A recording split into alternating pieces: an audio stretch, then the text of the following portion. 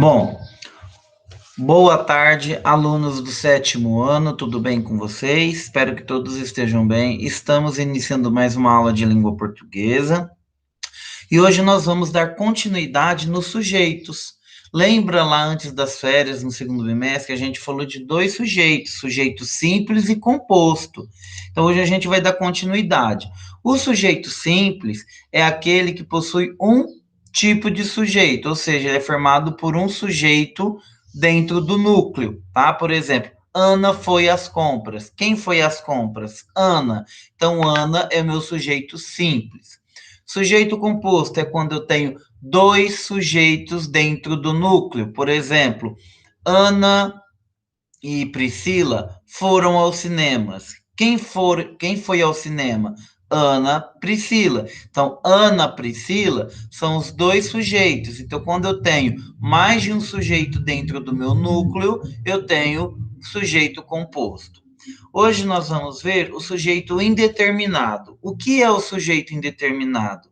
É aquele que a gente não sabe quem é. Nós não conseguimos decifrar, não conseguimos identificar. Por exemplo, roubaram a mala.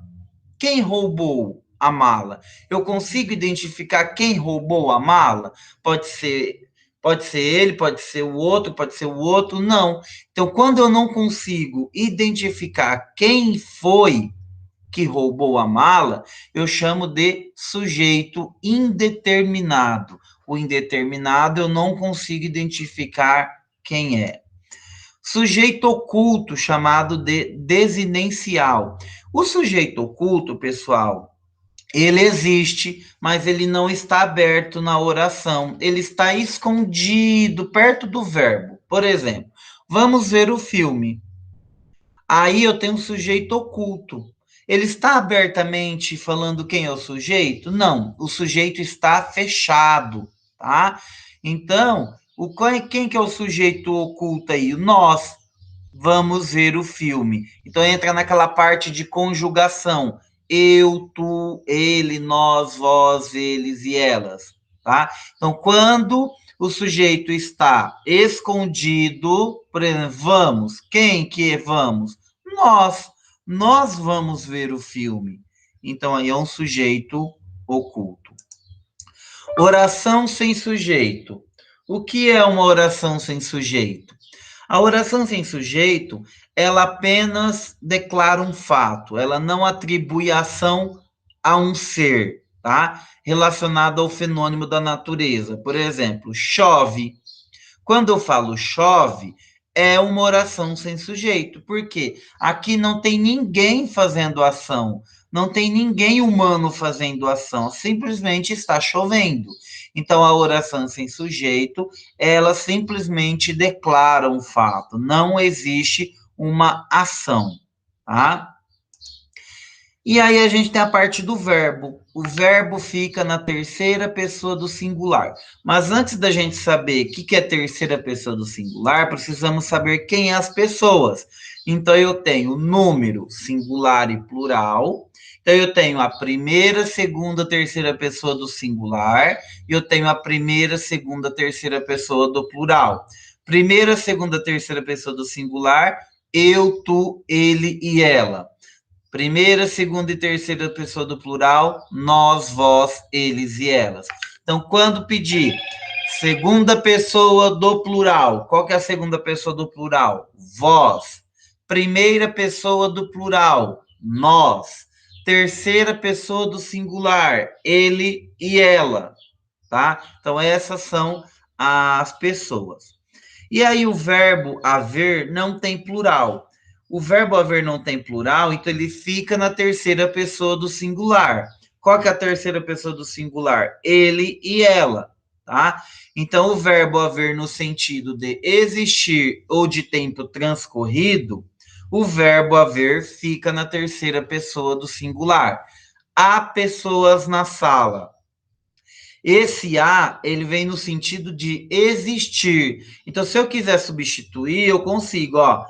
Existem pessoas na sala. Então, esse há está com sentido de existir. Então, o verbo fica na terceira pessoa do singular. Com os verbos fazer, ser e estar no sentido de tempo cronológico ou atmosférico, cronológico é de cronologia, de tempo, atmosférico, atmosfera, de clima. Então, faz 3 anos que me formei.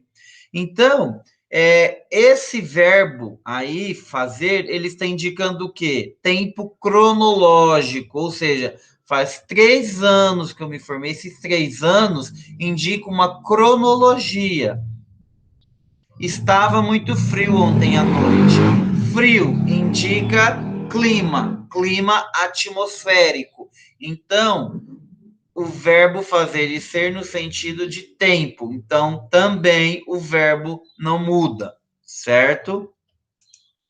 E com os verbos que indicam fenômenos da natureza: chover, trovejar, relampejar, nevar, ventar, amanhecer e anoitecer. Quando não se tem um sujeito possível, verbos indicando o fenômeno da natureza. O que são verbos de fenômeno da natureza? É o que eu já falei: chover, trovejar, relampejar, nevar, ventar, anoitecer, nevar. Então, choveu muito em Salvador, tá?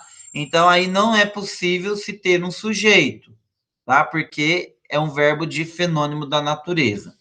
Verbo haver no sentido de existir. Houve muitos gritos lá fora.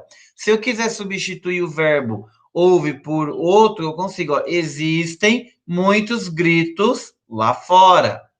Verbo fazer indicando tempo ou clima. Faz anos que não a vejo. Ou seja, tempo cronológico, há uma cronologia.